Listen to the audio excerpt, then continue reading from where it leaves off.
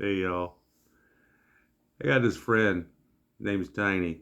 He's about 6'4", and at one time he was pushing about 400 pounds. That's why he got the nickname. But he's dropped his weight, but he's still a big SOB. But he's got a heart of gold. He's probably one of the nicest gentlemen that I know in the world today. He'll do anything for you. He's just a gentle giant. But his story that I gotta tell you about him. He's lives at home with his mom at the time of this story, and he took care of his mom.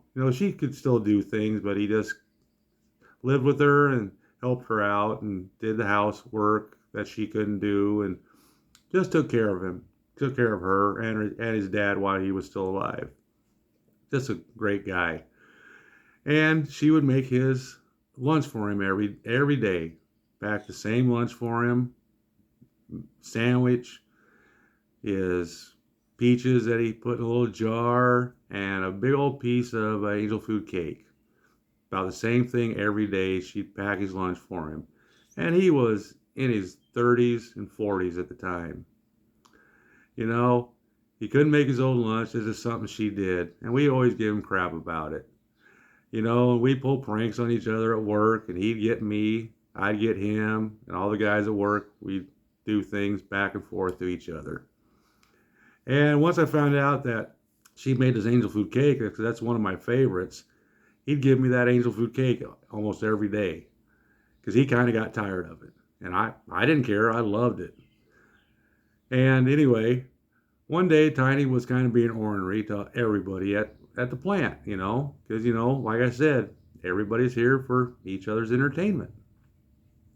And he'd take your gloves, he'd fill them with rocks, or he'd have your pop can laying around. He'd poke a little hole in it so when you go take a drink, it'd dribble all down in front of you. He was on a roll that day, and he's usually not that, up on pranks. So we decided, what can we do to get Tiny back? And we figured it out. He's going to the doctor today, and he happened to leave his lunch pail sitting around. So we decided, all the guys, while he's gone, we're going to go outside, and we're going to catch every grasshopper, every cricket, every flying bug, ladybug, anything we can that hops, jumps, and we're going to fill his lunchbox up with it. So that's what we did. And we spent a good hour outside, and we caught probably 50, 60, I don't know how many, but we filled that sucker up. It wasn't a big lunchbox, but we filled that thing up. And we waited and we waited, and Tiny goes home for the night. Now we figured, Tiny's going to get home, he's going to get in his house, unpack his lunchbox, and all these things are going to jump out at him, and we're going to be at home just kind of anticipating and giggling to ourselves, knowing what's going to happen. And about 6 o'clock that night, I get a phone call, and it's Tiny. And I'm going, it happened. He's going to cuss me out. And he goes, Steve? I said, yeah. This is Tiny. I said, yeah. How's it going, buddy? He goes, you're a dead man. I said, why? What's going on?